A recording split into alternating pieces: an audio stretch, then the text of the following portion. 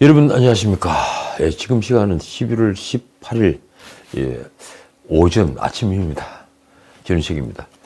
이 방송은 아마도 오늘 오후에 나가서 주말 내도록 걸려 있겠지만 금요일 아침에 녹화를 하고 있습니다.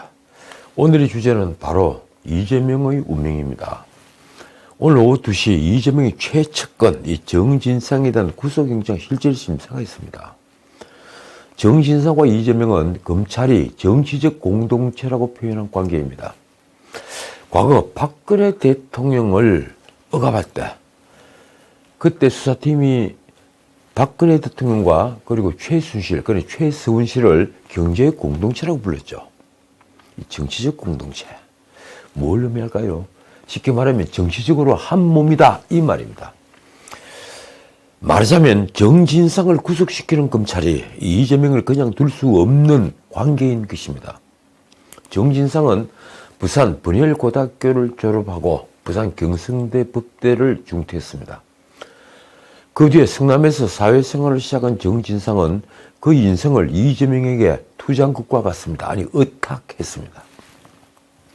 제가 더 놀란 것은 이런 정진상이 아주 오래전부터 철저히 음지에 있었다는 사실입니다. 그는 최근까지 전혀 언론에 노출되지 않았습니다. 단 한 장의 사진 외엔 모든 신문사, 모든 방송국이 거의 사진조차 확보하지 못했습니다. 김용, 유동규와 함께 이재명의 최측근으로 불리고 그 중에서도 이재명의 모든 사안은 반드시 정진상의 검토를 거치라고 지시할 정도로 그는 이재명의 신뢰를 받는 문자 그대로 최측근이었습니다. 그런 정진상이 김만배와 유동규, 김용 등과 이 돈 결의를 할 정도인데도 사진 한 장 없을 정도로 노출을 꺼렸다면 그건 무슨 이유였을까요? 이재명을 둘러싸고 벌어지는 여러 정치적 행동들이 언젠가는 문제가 될 거라고 본 것입니까? 말하자면 떳떳하지 못한 일이 많다는 것인가요? 그게 아닌데도 얼굴을 감췄다면 무슨 까닭이 있습니까? 어쨌든 그는 이번 검찰 소환을 받은 이틀 전에도 언론이 카메라를 피해 검찰에 출석했습니다. 지하 주차장으로 말입니다. 그리고 14시간 조사 뒤에 검찰은 당연하다는 듯이 구속영장을 청구했습니다. 사실 정진상에 대한 구속영장 청구는 그에게 체포영장이 청구됐을 때 체포영장이 청구됐다가 법원에서 기각을 했죠. 그때 이미 예견됐습니다. 이재명으로서는 자신의 팔다리가 잘리는 건 또 다른 측근인 김용 민주연구원 부원장 구속에 이어 두 번째입니다. 언론은 정진상의 구속 여부가 이재명을 향한 검찰 수사의 최대 분수령이 될 거라고 쓰고 있습니다. 그런데 제 생각은 조금 다릅니다. 이재명을 둘러싼 여러 의혹, 피의사실 가운데 무엇 하나 가벼운 게 없기 때문입니다. 솔직히 말씀드리면 제 판단은 이렇습니다. 이재명은 이미 끝났다. 이미 끝난 겁니다. 언젠가 이 방송도 그런 제목을 하나 붙인 적이 있죠. 이재명을 둘러싼 의혹, 그 사건 하나하나는 모두 언론이 추적을 받았고 많은 사실관계가 노출되었습니다. 따라서 정치 권력은 물론 검경 수사 권력도 이를 눈 감거나 도저히 봐줄 수 없는 사건이 되어 있는 것입니다.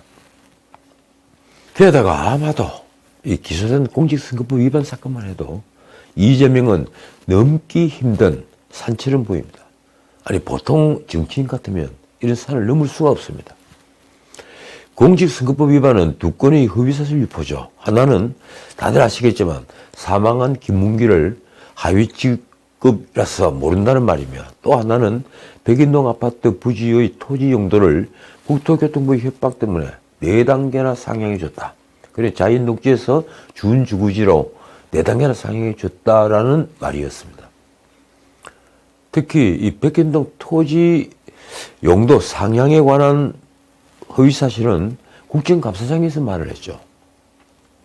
이 둘 모두 적극적인 의견을 표현한 것으로 이재명에게는 도저히 빠져나가기 힘든 수령이 되어 있습니다. 이 재판에서 이재명은 둘 중 하나만 허위사실인 게 증명이 되어도 벌금 100만 원 이상을 받을 가능성은 아주 높습니다. 제 판단으로는 100%입니다. 아마도 거의 모든 법조인들이 저와 같은 의견일 겁니다. 그렇게 되면 그는 공직선거법상 피선거권이 없어지면서 국회의원 자리도 잃게 됩니다. 방탄조끼 내버리 소용이 없게 된 겁니다. 민주당은 보전받았던 지난 대선 선거 비용 434억 원을 다시 반환해야 합니다. 과거 한나라당처럼 천막 당사로 가야 될 판입니다. 그러니 다른 사건에 비해 가벼워 보이는 공직선거법 위반 사건이라고 해서 허투루 이길 수 없는 것입니다. 제가 감히 장담하건대 이재명으로서는 공직선거법 암초부터 피해나가지 못할 것입니다. 게다가 지난번 두산건설 전 대표를 기소했던 성남FC 후원금 사건 역시 이재명의 기소는 예정되어 있습니다. 두산건설 전 대표 등의 공소장에 이재명 정진상과 공모했다는 점이 적시되어 있기 때문입니다. 말하자면 공모는 이미 기소가 되어 있는 겁니다. 그리고 이번에 터진 것이 김종호의 구속과 그 뒤를 이은 정진상의 신병 처리입니다. 다시 말씀드리지만 서울중앙지검 반부패수사 1부는 정진상을 소환조사 하루 만인 15일 사전구속영장을 청구했습니다. 정진상에게 적용된 죄명은 특정범죄 가중처벌 등에 관한 법률 위반으로 뇌물죄 그리고 부정처사후 수뢰죄, 부패방지법 위반 그리고 증거인멸교사 혐의 등입니다. 법원은 10월 22일 새벽 김종호에 대한 구속영장을 발부할 때 증거인멸 우려가 있다고 했습니다. 김종호는 대장동 일당으로부터 8억 4,700만 원의 불법 정치자금을 수수한 혐의를 받았는데 그는 이에 대해 진술 거부권을 행사하는 등으로 저항을 했죠. 그랬을까요? 정진상은 진술 거부권을 행사하지 않았다고 합니다. 그 대신 적극적으로 자신을 변소했다고 합니다. 어쨌든 다시 말씀드리지만 정진상은 이재명의 최측근으로 분류되는 이재명 자신이 유동규는 자신의 측근이 아니라는 취지로 김용, 정진상 정도는 돼야 측근이라고 말하기도 한 이 측근 중의 측근입니다. 이 때문에 김용, 정진상의 구속은 이재명에게는 더는 피할 수 없는 막다른 골목에서 검찰과 마주친 모양새가 되는 것입니다. 그들의 구속이 왜 이재명에게도 직접적인 타격이 되는 걸까요? 그들이 받고 있는 혐의가 불법 정치자금 혹은 뇌물이기 때문입니다. 그 중에서도 정진상은 김용보다 이재명과의 인연이 더 깊습니다. 이재명이 성남시장에 당선된 2010년 성남시청 정책비서관으로 일했고 2014년 이재명이 시장 재선을 준비할 때 성남시청을 퇴직해서 캠프에 참여했다가 당선 후에 다시 성남시청에 재임용되는 방법으로 이재명을 바로 옆에서 보좌했습니다. 그건 유동규, 김용도 마찬가지로 쓴 방식인데 이 같은 공직사퇴, 선거 후 재임용 방식은 이재명이 후보로 나선 지난 대선까지 이어졌습니다. 결국 오늘 오후 정진상에 대한 혐의를 인정하면서 법원이 그를 구속한다면 이재명을 향한 검찰 수사는 탄력을 받을 것입니다. 야당 대표이지만 검찰은 곧장 칼을 뽑히죠. 그도 그럴 것이 정진상에 대한 검찰의 압수수색 영장에는 유동규와 대장동 일당의 혐의 내용을 보고받은 인물로 정진상까지만 적시되어 있지만 남욱동 관계자들은 시장에게도 보고가 올라가는 것으로 알았다. 이런 취지의 진술을 이미 했기 때문입니다. 정진상이 최종 결정권자가 아닌 것은 너무 당연한 일이죠. 대장동은 이재명 스스로 자신이 설계했고 그리고 자신이 결정한 주체라는 것을 과시했던 개발사업입니다. 어쨌든 오늘 밤 늦게 정진상의 구속 여부가 결정될 것입니다. 저는 이 정도 혐의를 받고 있고 언론에 이 정도 증거가 드러나 있다면 구속영장 발부는 당연한 일이라고 생각합니다. 검찰 역시 그 혐의를 입증할 인적, 물적 증거가 충분하다는 입장입니다. 자, 어떻게 될까요? 제가 정진상의 가장 큰 혐의를 다시 정리하면 이렇습니다. 1. 2015년 2월 대장동 개발사업 준비 단계에서 대장동 일당 이른바 꾼을 사업자로 선정해 주는 대가로 전체 사업 이익의 24.8%, 세후 428억 원을 약속받은 혐의를 받고 있다. 2. 2013년 2월에서 2020년 10월까지 유동규 전 성남도시개발공사 사장 직무대리로부터 각종 사편을 봐달라는 청탁과 함께 6차례에 걸쳐 총 1억 4천여만 원의 현금을 수수한 혐의를 받고 있다. 게다가 정진상은 이미 한 차례 증거인멸에 관여한 적이 있습니다. 이건 굉장히 중요한 문제입니다. 구속영장을 발부하는 요건으로 증거를 인멸할 수 있다, 없다. 이것이 굉장히 중요하기 때문입니다. 그래서 3. 지난해 9월 검찰 압수수색 당시에 유동규에게 전화로 휴대전화를 버리라 라며 증거인멸을 지시한 혐의를 받고 있습니다. 증거인멸 교사 혐의입니다. 정 실장은 10월 오전 9시경부터 14시간 가까이 이루어진 검찰 조사에서는 자신의 혐의를 모두 부인했다고 합니다. 언론 보도를 보면 정진상의 변호인은 검사에게 유동규와 대질 신문을 시켜달라고 요청을 했는데 받아들여지지 않았습니다.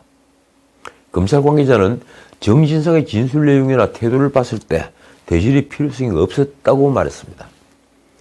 한편 이 불법 대선자금 의혹을 수사 중인 검찰은 지난해 4월부터 8월까지 김용에게 전달하기 위해 남욱이 만든 8억 4,700만 원의 출처와 그리고 자금 경로 등을 파악했습니다.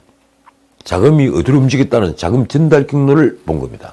동아일보 보도를 보면 남욱은 지난해 2월 유동규를 통해 김용호의 경선자금 20억 원 요구를 받고 사업상 교류했던 건설 및 부동산 업자들로부터 자금을 조달한 것으로 전해졌습니다.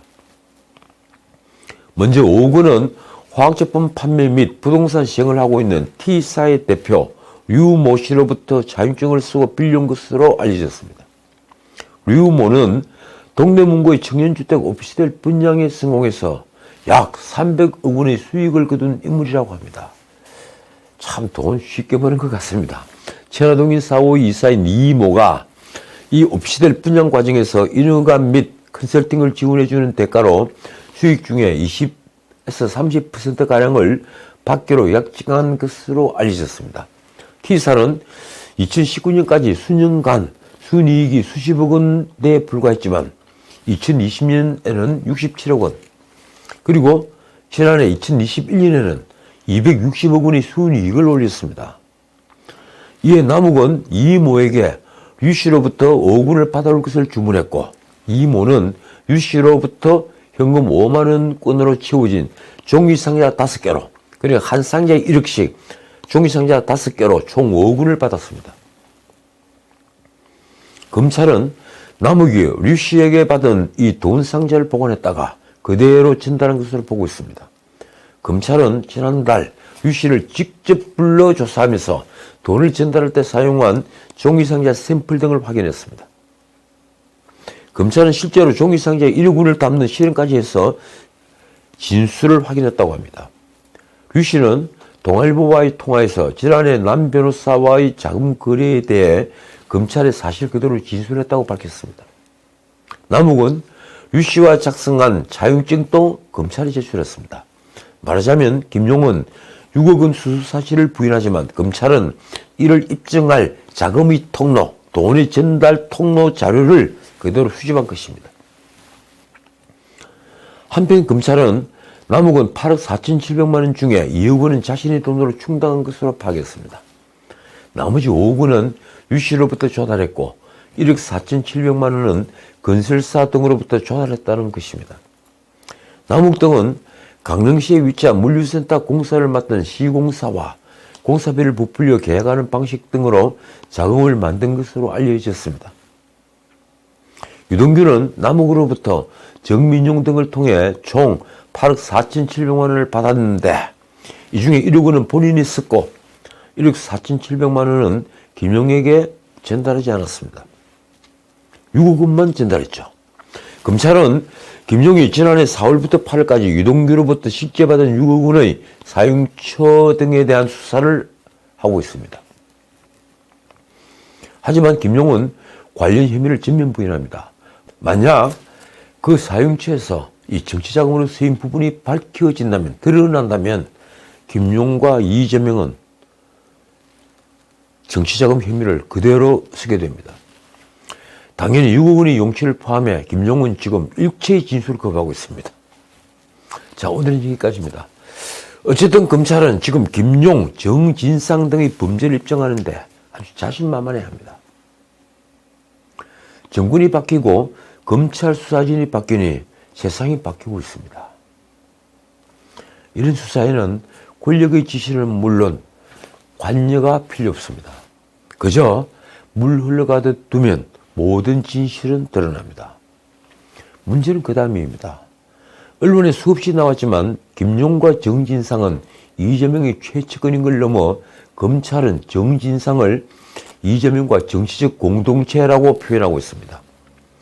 당연히 검찰은 이재명에게 최종적으로 칼날을 겨눌 것입니다. 지금으로서는 이재명이 그 칼날을 피할 길은 없다고 보여집니다. 그렇게 되면 민주당은 어떻게 될까요? 이재명과 함께 추락할 것입니다. 제1야당의 몰락은 무엇을 가져오겠습니까? 당연히 정계의 개편입니다. 아마도 역사에 남을 지각변동, 그것도 검찰발 지각변동이 우리 정치판에 일어나는 것입니다. 자업자득,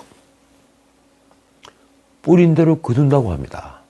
우리 정치판이, 우리 민주주의가 이로써 한 단계 진일보하기만을 바랄 뿐입니다. 지금까지 전은책이었습니다.